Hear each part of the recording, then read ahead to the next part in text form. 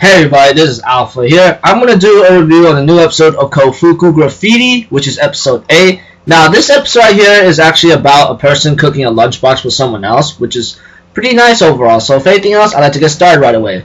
Okay, at the beginning, we see to it that that there's going to be a field day, probably something about like that involves sports, about running here and there, you know, something that I'm not too familiar with. But as the episode is progressing, you know, like everyone has to bring their own lunchbox as usual, and I go like, yeah, you gotta get your own, that kind of thing. It's only natural in Japan, maybe, etc. So we see to it that after a couple of things here and there, we see to it that Kirin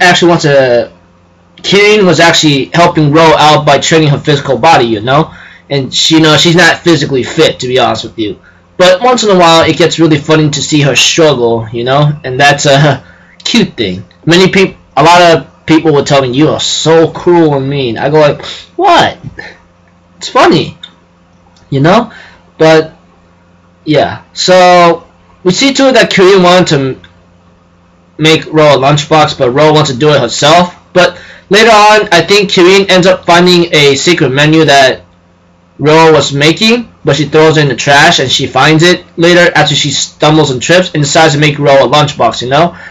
It started off pretty well. I mean, like, we see to it that Kirin tells Ro to come with her to go to a supermarket while running and exercising, which is a good thing, and she tries to make her the lunchbox, you know, and it was pretty, hectic. Like, we heard a couple booms, bangs, bombs, bowls, that that sound effects that kind of went out of control. And you know, after the next day, we see to it that Ro had her field day, you know, and ends up trying to like go around, and no, she actually tries to run, but even though she didn't get the rightful place, she at least did her best, you know, which is a good thing. And the moment she eats Kirin's lunchbox, she thought it was pretty good, you know.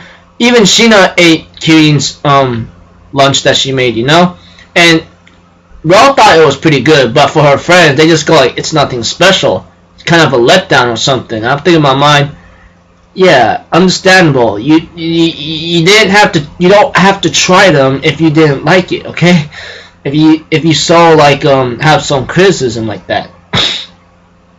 So yeah, and after the day, you know, we see to it that Kirin runs to Ro and says that she's sorry that the lunchbox didn't come out so well, but Ro says she actually thought it went well, you know, and she actually had her enjoyment out of it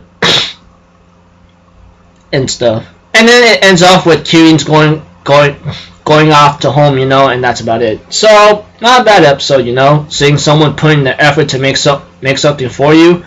It's something to be grateful about. At least they're doing the best, you know, despite it maybe tasting it bad or something. Doesn't matter. So yeah, that's one thing it taught me in this episode, you know, which is a good thing. So I'm gonna end it here, people. My next review should be World Trigger. I mean, I hope it gets subbed out very soon, because most of the time, like at a certain website I watch it on, it will get subbed out at least earlier than any other website I go on. So I'm gonna end it here, people. I'm Alpha Zero. Have a good day, and I'll see you guys next time, alright? Peace out. Bye-bye.